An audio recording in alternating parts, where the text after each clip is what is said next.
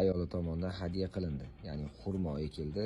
Xurmo inshaalloh yerga o'tkazilar ekan, mevaga kirgandan keyin xurmodan hosil bo'lgan mevalari Madina yetimxonalariga tarqatiladi. Shuning uchun mana bu joyga bunaqa narsa qo'yib qo'yilganki, bu shu narsani bildiradi. Kim dunyoda yetimni boshini silar ekan, qiyomat kuni payg'ambar alayhisalom men bilan mana bunday bo'ladi deb ko'rsatkich barmoqlari bilan o'rta barmoqlarini bitta qilib ko'rsatgan. Ya'ni siz ekkan xurmo bilan qaysidir bir yetimni boshi silanadi. Inshaalloh o'zingiz bilmagan holatda payg'ambar alayhissalom bilan jannatda shunday yonma-yon turasiz degan ma'nosi. Alloh taolo qilingan vaqflarni Alloh o'z dargohida qabul qilsin.